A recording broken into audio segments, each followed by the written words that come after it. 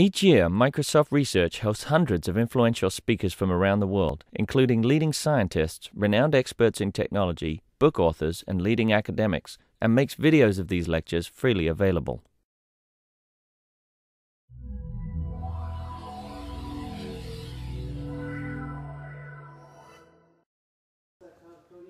Actually, I begged Barbara to let me do this because of some reason that I'm going to talk about, and I'm not going to take more time than the speaker himself, but it's not customary to prepare slides for introducing speaker, but I did that because I think it's a high point in my career to be able to introduce Sir Tony Hoare. And, so he has been knighted by the Queen for services to education and computer science, Fellow of the Royal Society, a Turing Awardee of 1980 for fundamental contributions to the definitions and design of programming languages. And if you have not read his Turing Award lecture, it's one of the best Turing Award lectures I have read. So one of his famous quotes, there are two ways of constructing software design. One way is to make it so simple that there are obviously no deficiencies, and the other way is to make it so complicated that there are no obvious deficiencies. The first method is far more difficult. And we should remember this throughout our career. Many of you have read these books or seen many of these, and I have had a great influence in my life or career in reading some of these books. All of you probably know Quicksort. First introduction to this name, Tony Hoare, when I was an undergrad, then Hoare logic and axiomatic specification of programming languages, CSP, the communicating sequential processes, and structured operating system construct, monitors. That's something else I also had to study when I was an undergrad, and many others.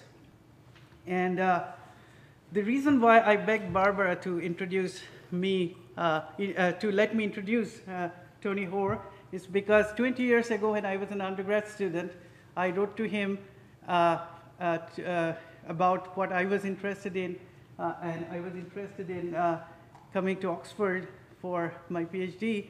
And those of you who are faculty now know that we often get this kind of letters and we never bothered to respond. But here you see how nice he was, that not only he wrote to me, and I was in India, there was no email at that time in my university, so I got this handwritten letter, you know, one of the high point of my life, to get a letter from somebody of his stature who thought that I could pursue a doctorate in Oxford. And he actually told me what I should be working on, even at that time. It was a combination of probability and parallelism. And eventually, I did not get the money to come to Oxford. So Gavin Lowy, who actually continued this research and did a wonderful thesis on this topic, priority and probability in CSP. And then so we had about 20 letters. I have 18 pages of letters saved. And recently I scanned them because of this reason. So one of the most treasured things that I have in my possession, letters from Tony Hoare. So I'm just telling you this because this shows, you know, what a wonderful person, besides being such wonderful, influential computer scientist, he is. And it's a great honor to be able to introduce him for this lecture that he's going to give for our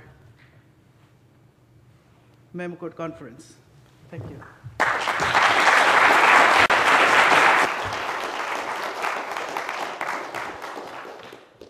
Well, thank you very much. There are not many introductions that actually have surprised me, and certainly none that have pleased me as much as yours. Reminder of old days. I'll tell you a little secret, though. I think I'd only just arrived at Oxford, and we were desperate for students.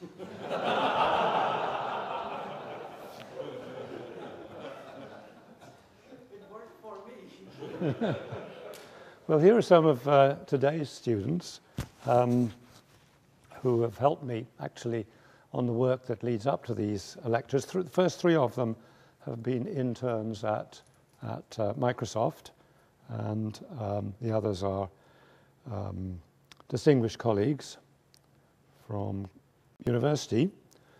Well, this is a summary of a lecture of a summer school course that I'll be giving next week in Moscow. And this is a summary of the whole course. I won't be able to do it all. You'll be very pleased to hear. It displays a sort of hourglass shape in which we deal with the definition of programming languages and implementations and formal methods and so on from a theoretical point of view, or at least from four different theoretical points of view. Denotational models, which I won't be talking about, algebraic laws, which I will be talking about, deduction rules and operational rules, which I hope to be talking about. And algebra, I will claim, is really the starting point, not only for these lectures, but also for learning the way to think about, in a formal way, about programming languages and their implementations and their specifications and their design paths and their tools and their interfaces, because algebra is, I think, basically accessible to the man in the coffee shop, I think you call him these days. A lot of people who are interested in computers have also studied a small amount of high school algebra, and a small amount of high school algebra is enough to understand programming language semantics, formal methods, not only in itself, but also in a wide variety of manifestations, as I hope to show before the end of my talk.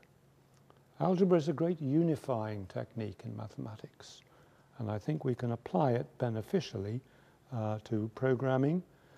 So let me first introduce my algebra to say what my variables stand for. Technically, I don't even need to tell you what they stand for. So if you have any difficulty understanding what my variables stand for, don't worry. You can understand my talk without knowing what I'm talking about. It's another very desirable characteristic of algebra, because it means you can use the same algebra to talk about many, many different phenomena, which at first sight seem extremely different. But they all obey the same algebraic laws. The algebra is extremely reusable, most reusable branch of mathematics, well worth learning. So my variables are going to stand for computer programs, computer program designs, and specifications. And can I just sort of include in brackets? I mean, this includes designs of hardware as well, or indeed almost of any engineering product. But in my case, I'll concentrate on descriptions of what happens inside and around a computer system that is executing a program that we're interested in writing or executing. The descriptions come in a wide variety of notations, and they serve a wide variety of purposes. If you want a very precise description of what's going to happen when you run your program, look at the program itself. If you enjoy looking at programs, good luck to you. The specification of that same program is the most abstract. It deals only with concepts that are of interest to the user and observations and control mechanisms that the user is going to be interested in. But in between can come a range of designs. So very important, and the very first concept that I need to introduce is that of refinement. I say that one design is less than another design Q, meaning that every behavior, every execution that is described by P is also described by Q. So now if P is a specification and Q is a specification, this just means that one specification implies the other. So you can implement the P and be sure that you satisfy Q. If P is a program and Q is a specification, it means that the program satisfies a specification, which might give you good assurance of at least some aspects of the correctness of that program. And if P and Q are both programs, it means that the program P is more determinate than the program Q. We develop programs and other designs by making decisions, and those decisions gradually or suddenly reduce the amount of non-determinism which has been left by the abstract specification, making everything more concrete, more specific, more detailed, and probably more complicated. So I'm afraid the literature uses a great many different words for this ordering relation: below, above, lesser, greater, stronger, weaker, lower bound, upper bound, more precise, more abstract, more deterministic, more non-deterministic. If P and Q are sets of observations, then it means that one set is contained in the other, and if they are descriptions of the real world, it means implication. And I'm afraid I will probably switch between these different terminologies because, well, I don't know quite why. It's difficult not to, in some cases at least. Now, the important property of this relationship, even that we insist on, even if we don't know exactly what the relationship means, is that it is a partial order. It is transitive, and it is reflexive and antisymmetric.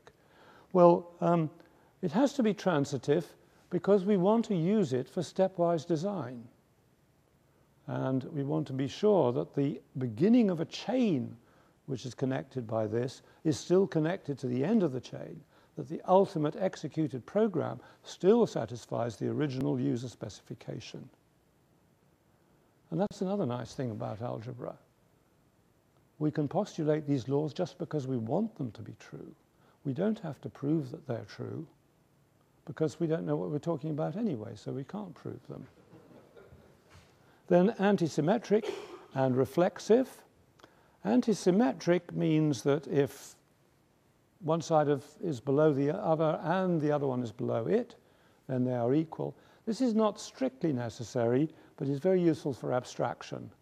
You can abstract away from the differences between concrete designs. And I'm now going to start talking about programs and systems and things. And the first operator I will mention is the sequential composition of P and Q.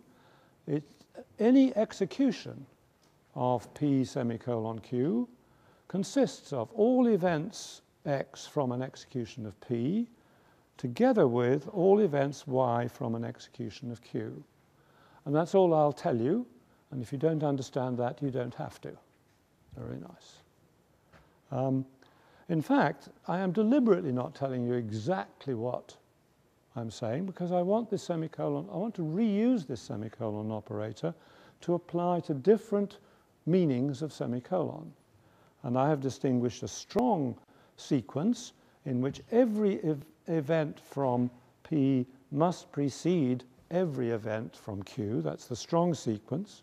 And the weak sequence, all I say is that the event from the second sequence will not precede any event from the first sequence.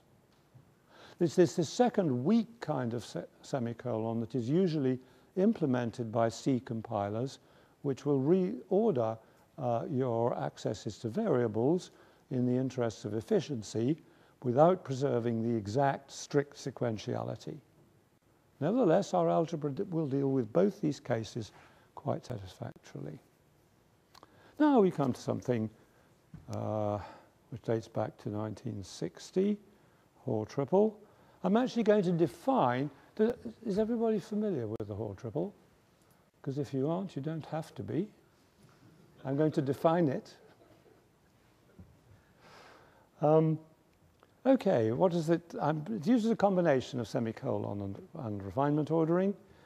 And it means that if Q starts in the final state of an execution of P, it will end in a final state of some execution of R. So if R is a description of many of the executions you want, then the sequential composition of P and Q will be one of the ways of implementing that specification R. But however, P and R may be arbitrary designs. In my original article on the subject, I insisted that they should be assertions. Now, assertions are perfectly good descriptions of something that, well, not exactly something that goes on inside the computer, but something that exists as a single state within the execution of a computer. So it's a perfectly valid, can be regarded as a perfectly valid aspect of the execution of a program. But now, I tell you, I never realized it at the time, it doesn't matter. They don't have to be assertions. They can be two-state predicates, for example. They can be general descriptions of anything that goes on inside your computing system or around it. Now, the example is simple. I do, in fact, in this example, write an assertion. That is a single-state description of what the values of the variables inside the computer. And this one says that if you start in a state which is in which x plus 1 is below n, and you add 1 to x, then x will still be below n. So dot dot b, which I'll read as finally b, is a way of converting single-state predicates into general descriptions of program executions. It describes all executions that end in a state which satisfy that predicate. But we don't have to remember that, because I'm just going to regard P and R as arbitrary designs. There is a version of Hall logic, in fact the one that I put forward, which is distinct from Floyd's logic in that it disregards unending executions. And the way in which I can deal with partial correctness, if you're only interested in partial correctness, you should use a different translation of the state. It should say dot dot dot should mean if the execution terminates, it will end in a state satisfying B. And with that just redefinition of dot dot, you get partial correctness instead of total correctness. All the rest of the logic is the same. We don't need a separate logic for partial and total correctness. Right, now I'm going to postulate some more very, very useful algebraic laws. First and most important says that the semicolon is monotonic, that it preserves the refinement ordering. I've written it out, written the monotonic law out in full just there. It says, if you make P dashed stronger and you make Q dashed stronger, then you make P dashed Q dashed stronger. So that means that in the course of development of our design, if we come up with a design which says P dashed and then Q dashed, we can then separately find implementations for P dashed and implementations for Q dashed. Call them P and Q and put P and Q together sequentially. And we can then be certain that the result of the sequential composition of the two implementations will actually satisfy the specification of the system as a whole, given in P dashed semicolon Q dashed. This, of course, is a vital principle of all engineering design. And what this monotonicity enables you to do is to apply it. And when you put the result together, you know that the system as a whole will behave the way you want it to. You can predict that. I think you better test it as well. But nevertheless, the likelihood of that being wrong is certainly less than it is with normal program testing. Now, is it true? Well, is it true? you should come back and ask me that question, shouldn't you? I don't care whether it's true or not. I need it to be true, and therefore I will postulate it. But if I do postulate it, I can prove the very first of the laws that I put forward in my paper in 1960, whatever, namely the rule of consequence. That if we know that is, let's see, is this if we know that, my guess is that this is one of these? No, it's not. Why don't I do if we know, I haven't, yes, here we are. Pointer to point. If we turn it on. Turn it on. Yeah. Do it. There we go. From the middle one. Thank you. Can you see that at the back? Great. The rule of consequence says that we can strengthen the precondition of a triple and we can weaken the postcondition, and the result will still be valid. The interesting thing is that this law of monotonicity can be proved from the theorem as well. It takes all of 3 lines of an algebraic proof. Just expand the definition, use monotonicity, and it's there. So if you believe in the rule of consequence, you must believe in my law. It's nothing new. It's not controversial. There's a lot of practical evidence that that law is true, and we can use all of that evidence to claim that the law is true as well. Let me just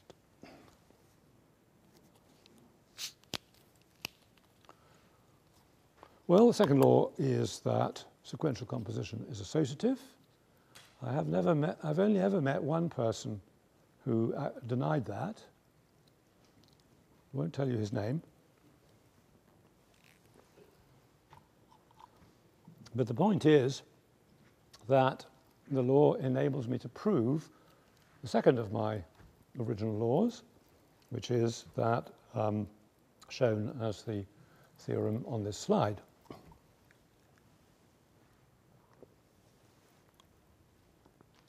Now, the interesting thing in this case is that we cannot prove the law from the theorem. We can't do this backwards thing. Only half the law is provable from the theorem, because the definition of my basic triple contains an ordering relation in one direction only. So you can never prove an equation using any of the Hall laws. But nevertheless, you can prove half the law. If you replace that equality in the law by an inequality, then the theorem and the law are interderivable. Something a bit funny here, isn't it, about Hall logic in general? If you look at the algebraic law and count the number of symbols in it, and then you count the number of symbols in the theorem of sequential composition, the theorem is actually very much longer than the law. So why don't we just take the law? And of course the law is very familiar. Everybody knows that plus and times and these other operators, this is not, but not everybody knows the theorem about sequential composition. In fact, I think the invention of the triple notation, which is correctly attributable to me, was a terrible mistake. If you count the number of symbols in the triple, it's actually more symbols in what I'm trying to define than in the right-hand side in terms of which I've defined it on. So how could I have not realized that for 50 years? It's ridiculous. It really does take a long time to realize something that is really simple. My quotation is not by any means an idle one. So here we come to some more substantial programs, a program that actually does nothing. The law states that this is a unit of semicolon, like 1 is the unit of times. However, the whole logic theorem merely says that it preserves the truth of any assertion about the state that you start with. That's certainly valid. It can be proved from the theorem, from the law. If you try to prove the law in the other direction, you can only prove 1/4 of it. I'm going to hope that I'm going to be able to prove the rest of it later. So let's go on to concurrent composition. That's what we're all really interested in. Hardware designers know about all the systems that you're interested in have concurrency either over a network or locally inside a particular. Now people think of concurrency as something really rather complex and abstruse. I'm just going to postulate that we have this single bar concurrency operator. But informally, I'll explain that the execution of a concurrent combination of P and Q consists of all events in X in an execution of P and all events Y in an execution of Q. Period, full stop, end of story. That's all I'm going to say about it. There are no timing constraints between any event of the execution of P or of the execution of Q. I'd like to point out now that the definition of concurrent composition is actually simpler than the definition of sequential composition. As every hardware designer always knows, you have to work hard to introduce sequential composition. It's not concurrency that is the problem. Secondly, because I've been so vague, I can apply my reasoning to two different versions of concurrency, and indeed very many more. I can apply it to interleaving. In interleaving, we add another clause to the definition of the parallel combination, namely that each event of P either precedes or follows an event of Q. In other words, there is no concurrency. If that's what we want, we can have it, and it's going to obey all the same laws. Or we can go to true concurrency, where X neither precedes nor follows Y. So this is a sort of relativistic concurrency, where you can imagine events occurring at a distance from each other, which is sufficiently large that no interaction, no communication can take place between the components that are separated by that distance. And that gives you separation logic. And those two obey the same laws. Anyway, what laws are they? Well, don't we want concurrency to be associative so that we can build up not just 2, but 3 or 100 independent processes and still use the same reasoning methods as we used in reasoning about 2 of them. That surely makes things simple. I think we probably want it to be commutative. We don't want it to matter which order we write them in. And we certainly want it to be monotonic, because we want to use the divide and conquer rule in order to design our... okay, now, the logic of concurrency is a bit strange, but I hope that some of you will find it beautiful. The first law, which I call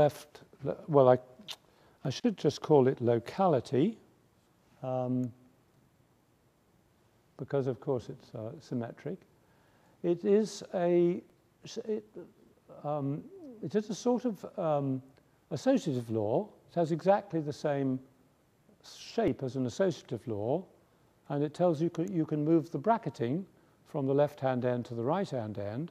However, you do weaken the statement when you move the semicolon inside and move the concurrency outside.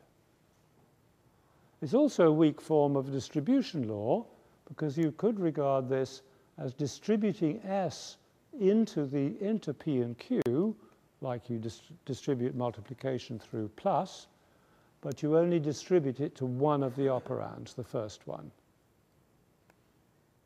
Actually, there is another frame law which distributes it to the second one instead.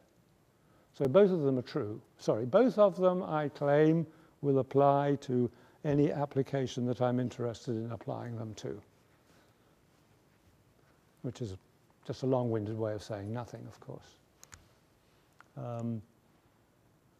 So let us work out what the consequences of these laws are for Hoare logic. The first one states that we can add further constant information to P and R without affecting Q. So if we regard this as a sort of conjunction, this says if you've proved PQR, you can also rely on the fact that P and S, Q, R and S. And this is similar to the Hoare rule, which uses a conjunction, but then has a side condition that Q does not make S false. Now, the interesting thing of this is that the law is actually provable from the theorem. So you can't believe the theorem and deny the law. And the other one is a concurrency law, which relies on this slightly strange law, which I'll illustrate shortly. It enables you to essentially increase the concurrency of your system by combining two threads to operate sequentially,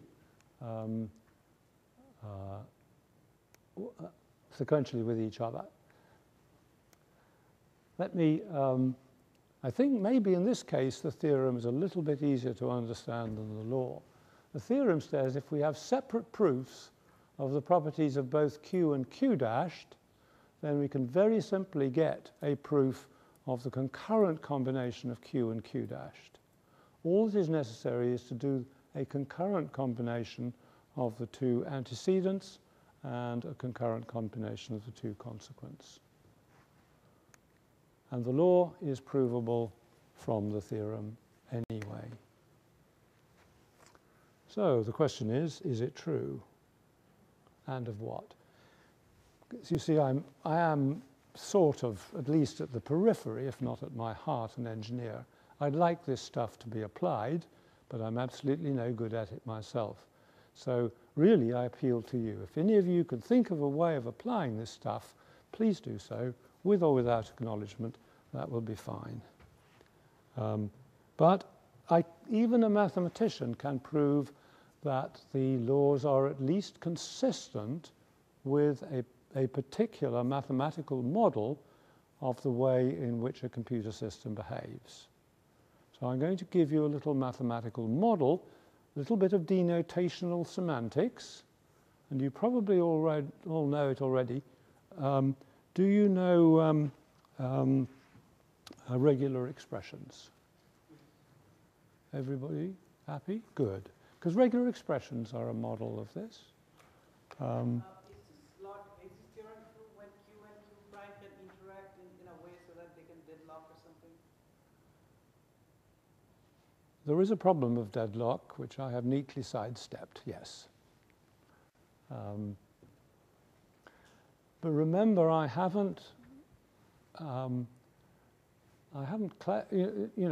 still inapplicable. I think the problem of deadlock can be dealt with by the language designer and by the programmer, but it can't be dealt with by me as a theorist because it's very application specific.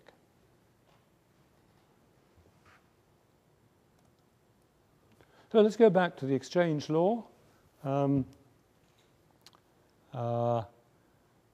which is much easier to understand in a two-dimensional representation. where I write P and P dashed, separated by a brown sequential composition, and P and Q separated by a red bar indicating some splitting in space, say, and similarly with P and Q dashed. And what the law does, it's a sort of precedence law, it will change the major operator. The major split is you first split horizontally, and then individually you split vertically. So the vertical first reading is given down here, and the horizontal first reading is given here. And it represents a sort of two-dimensionality in our thinking about space and time when we're designing a system. It says in a sort of way that those two concepts are orthogonal to each other. So it's a sort of orthogonal. I first encountered it in category theory, actually. So you better be careful. I might be trying to sell it for its own sake rather than because it's useful. So regular language model. P, Q, and R are now sets of strings, not sets of events. They're called languages. P included in Q is inclusion of languages. P semicolon Q is the lifted concatenation of strings. You take one string from P and one string from Q, you put them together again, and you do that in all possible ways, and you get the language P semicolon Q. And P concurrently with Q is interleaving of strings. Just interleave them arbitrarily in any way you like. So we now have to ask, is the locality law true of this model? And the answer is yes, because on the left-hand side, S interleaves with just P. On the right-hand side, S interleaves with both P and Q. So on one side, all the Q's remain uninterleaved, and on the right-hand side, they can be interleaved with S2. So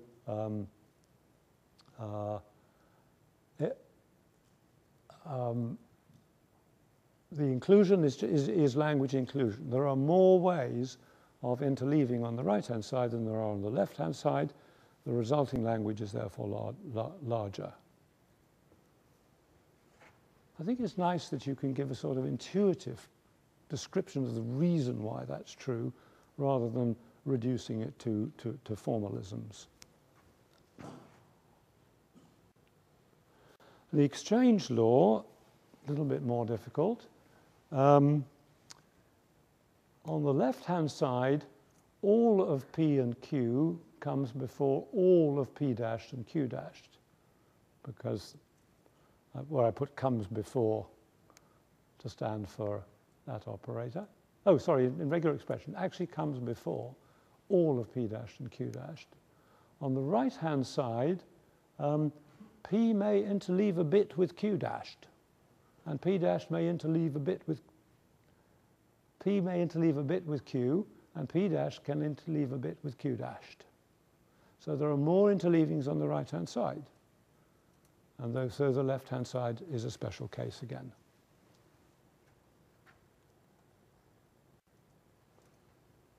So, conclusion. Regular expressions form a mathematical model, a usable and useful mathematical model of all the laws that we have so far, and quite a few more that I'm not going to have time to show you. And it's known to be useful because there is an isomorphism between regular expressions and finite state machines, and finite state machines are very useful for hardware design, I think. Yeah. So what I was proposing to do next is to show the next part.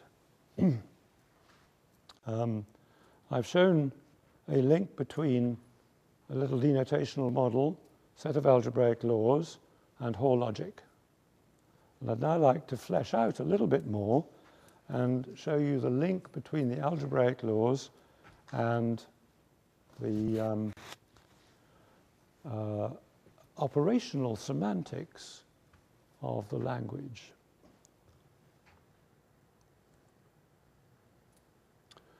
Just a revision, Hoare triple is useful as a method of program verification. It says, the triple says that one way of achieving R is first do P and then do Q. And the theorem is the familiar sequential law that I've given you. But there are other ways of presenting the semantics of programming languages.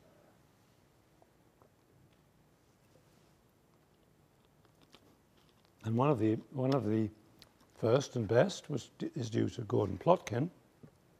It describes a method for program execution. The P, Q, and R are the same as before. P describes the state before execution of a program Q, then R describes a possible final state.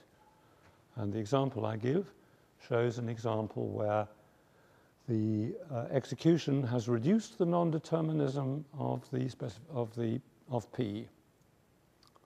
So there are two possible final values for X, and this particular rule has selected just one of them. The theorem states that if you want to execute Q semicolon Q dashed, first execute Q, obtaining some state, intermediate state S, and then from S execute Q dash to get the final state R. This is identical when you expand the abbreviation. Sorry, this is identical to the shape of the sequence law of Hoare logic. Something funny is going on. Another way of defining operational semantics is given by Robin Milner and used very effectively in the design of process algebras, of which Robin was the author of CCS and the pi calculus, also very suitable for CSP, which I worked on for some time. It too has a definition in terms of semicolon and refinement. If we read this, it says one of the ways of executing P, it's not every way, but one of the ways is first by executing Q and then by executing R. So if you start with a state, if you first add, what have I got here? If you start by wishing to execute a program which adds 3 to X, and you perform a single action that adds 1 to X, then what remains to do afterwards is to add another 2 to X. And this is used particularly in cases where these actions are input or output actions or synchronization actions. And here is the theorem that you derive for sequential composition. It is a direct consequence, of course, of the associative principle, and it is identical in its form to the same rule in Hoare logic. Very odd. Now, as I was thinking about this, I thought, well, there is actually a fourth way of combining the symbols semicolon and refinement ordering, which goes like this. I couldn't think of any use for it until I thought of a use for it, possible. If R describes something that you don't want to happen, and Q describes a number of test runs, or initial states of a test run, then this triple enables you, states that an execution of P will reveal the fault which is described by R. So I've called this the test generation triple, and it's a bit like a strange particle in particle physics. Its existence was a result of trying to establish a symmetry in the theory, but before at least I realized that it might be useful to somebody. Might be. That's if you're interested in it. Again, this is getting boring. Same sequential composition law. And let me just tell you, it's the same concurrency law, the same, it's the same frame law, and it's very nearly the same concurrency law. So why is the error attributable to P and not to Q in this case? Oh, the error is in Q. P is a test case that will cause Q to reveal that error. This is extremely important if Q is non-deterministic. This test case cannot fail, even no matter what non-determinism is inherent in Q, it cannot fail to reveal the error in Q. Test cases like that are gold dust in our business. The value of Microsoft software relies totally on its regression test suites. It relies wholly on them. Of course, it relies on many other things as well, like all engineering products. Okay, well, there you are, summary. The Hoare triple and these different definitions of a triple have all led to complete schools of thought in studying the semantics of programming languages. We can attribute the two of them to Edinburgh and Cambridge, and you can attribute one of them to Oxford, because that's where I was working at the time. And we were locked in mortal combat as to which of these methods was best and which of the languages that we defined using them was the best. And now, just a few months ago, I realized this is like arguing about angels on a pinpoint. They're all saying the same thing. It's just a question of which order you put the P and the Q and the R. We shouldn't have been rivals, we should have been collaborating. And here's why. Remember, I gave you a law, very simple law, and I said that the Hoare triple is not strong enough to be able to prove that law. However, if you give the corresponding law for all four of the alternative definitions of a triple, you can prove the law from them. So the law, in this case and in others, is really telling you the whole story of how to do a formal language definition and how to develop formally a system that is known to be correct.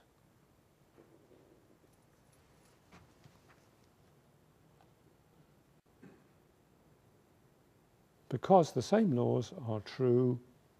Let me just briefly talk about non-determinism, which I represent by this square cup. The law relating to non-determinism, there are many other laws which I haven't, are very familiar, says that semicolon distributes rightwards through non-deterministic choice. In other words, the behaviors described on the left of the equation are the same as the behaviors described on the right. It's a very important law because it says if you want to reason about a non-deterministic component, you only have to consider the two cases separately. There's no interaction between them. You can modularize your proof in the usual way by just proving that each case works. And now let's see what happens to the laws. The law for deduction, a Hall rule for it, says if you want to prove a non-deterministic program, you've got to prove the same property, PR, of each alternative. And you can't get away with anything less than that because you just don't know which non-deterministic choice will actually be taken. However, the Plotkin rule is an operational rule, and it says if you want to execute Q or Q dashed, either execute Q or execute Q dashed. You don't have to execute them both because the program is inviting the implementer to make a choice. And this is actually characterizes the difference between proof-oriented strategies for and execution-oriented strategies. The the operational semantics tells the implementer what can be done. So each of these semantics has a clear purpose, and the builder of a tool will use the semantics that is most appropriate for the purposes of that tool. So if you're interested in proving program correctness, use the Hall rules. If you're interested in executing, implementing the program, use the Plotkin or the Milner rules. And if you're interested in test case generation, use the fourth strange triple. Given this Plotkin thing is only applicable to what you call angelic non-determinism, because if it is a outside entity, that's basically imposing the non-determinism. You don't, as a programmer, you don't have the choice. That is, did you hear the question at the back? Oh, no, can't even hear me at the back.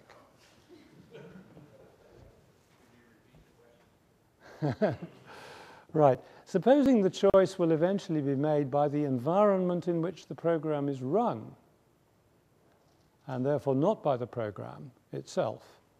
Well, in that case, remember I said I'm dealing with descriptions of what goes on inside the computer and around the computer. Very careful choice of words to answer just that question. Thank you very much. It's part of the description of the behavior of that program to describe what's going on around the computer as well. So basically you're talking about closed systems, not open systems. In open system you cannot describe the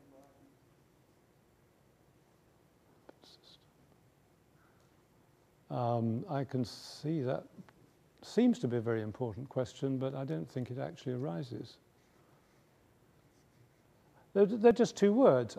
I am answering your question by saying you must describe enough to make it into a closed system, which I think is inevitable. You can't do otherwise. Thank you.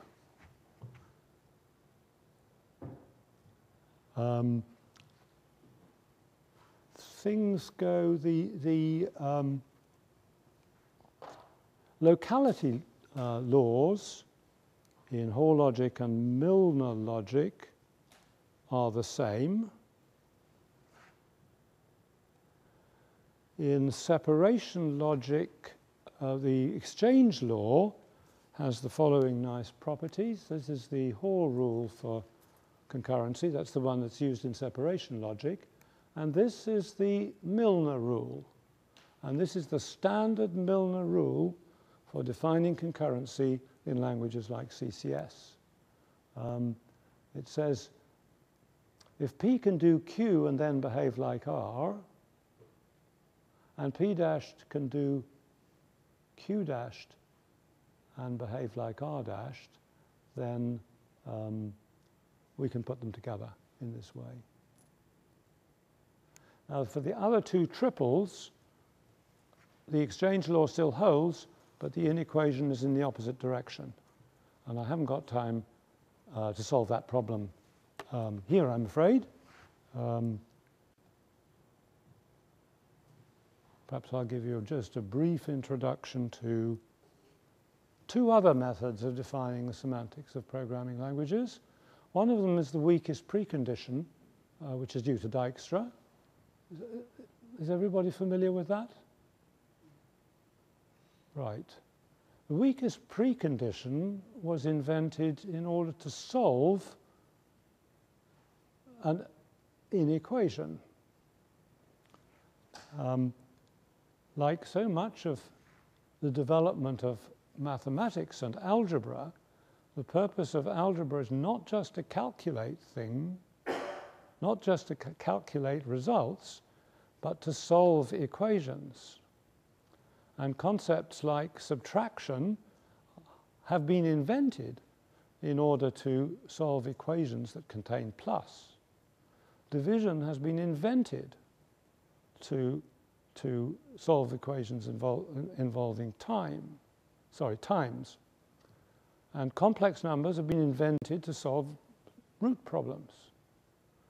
So algebra has driven the development of mathematics to a very considerable extent in the standard directions of number theory. What Dijkstra's WP does is to do the same thing for programming algebra. Q, the weakest precondition, I'm afraid I've used my own notation here. The weakest solution of that inequation gives you the weakest precondition under which Q will achieve the result R. And that is exactly Dijkstra's definition of weakest precondition. But there's also a calculus known as the refinement calculus, which is due to Back and Morgan, and that has a specification statement which answers the question, what is the weakest program that I can write, which when executed, if P is true before it, then R will be true afterwards. So it's the weakest program that satisfies a given pre-post specification. And all the laws, I believe, all the valid laws of these two calculi can be derived straightforwardly from those two definitions, using a technique which is known in algebra as a Galois adjoint, and which states exactly the same thing as you would state in the case of arithmetic by saying if you divide R by Q, and Q is non-zero of course, if you divide R by Q and then you multiply it back again, the result will be not greater than R.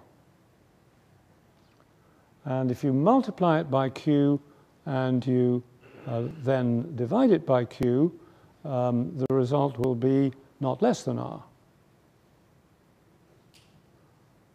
Those two laws form a Galois adjunction, and all the properties of division can now be deduced algebraically from those two laws. But I'm not going to do that. Right. Well, I think I've come to the end of my time and the end of what I want to say. I speculate that the kind of unification which algebra has given to number theory can be really practically beneficial in just the kind of applications that you are interested in, namely the connecting together of heterogeneous components, all of which have to be defined in a unifying framework in order to ensure that the interfaces between them do their job, and where you want to use an interconnected tool set of compilers, optimizers, verifiers, test case generators, program analyzers, and so on.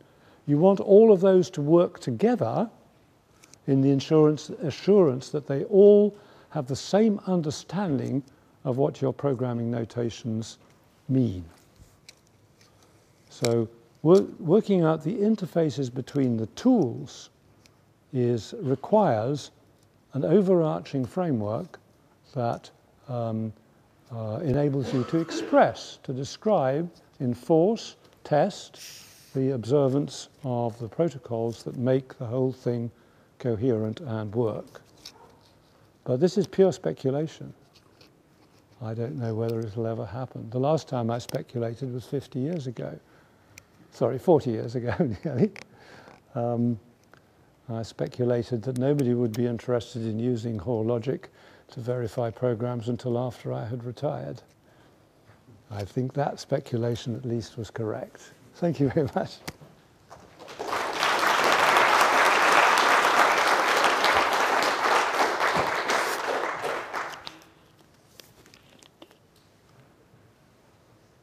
In your lecture, you said something about, when you were talking about parallel composition, interleaving semantics versus separation logic. I didn't quite catch what were you saying. I mean, interleaving, are you rejecting interleaving semantics? No, quite the reverse. I am glorying in the fact that all my theorems and all my laws apply to both kinds of Both kinds. Now, there is no reason to think about interleaving separately. You can just work in this world. as long as, yes, that's right. And I think this is a gross oversimplification. Of course, when you get down to the detail, you will probably need to know. But the fact that there is that so much of the actual logic and algebra of the system is shared will surely be a help somewhere or other along the line. Thank you very much, because I'm working on a language which has many of these properties, except that I haven't thought about it in these terms, so it makes it much, much easier to see many properties. Thank you very much. That's exactly the response I wanted to get. Yes. These statements, what about models of memories or states which are weak? What about weak memory? Yes. Oh, well, yes. I know of several ways of dealing with I know several kinds of weak memory which require very different models. And so I don't have any general solution, but if you are defining a model, then maybe some algebra will help. On the whole, I think the experience is that weak memory is defined by its implementation, because efficiency is such an overriding characteristic that they can't afford to preserve very much abstraction. In that case, whatever mathematical model you have is going to look pretty much like a central memory with a scheduling algorithm and a large number of caches, because that is the way it behaves. And there isn't very much more between that and a synchronous memory. There don't seem to be very many levels of abstraction.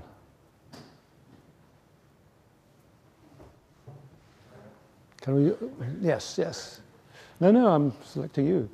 Well, is it the case that algebra sort of pushes you more in the world of sort of binary relations with those components? Yes.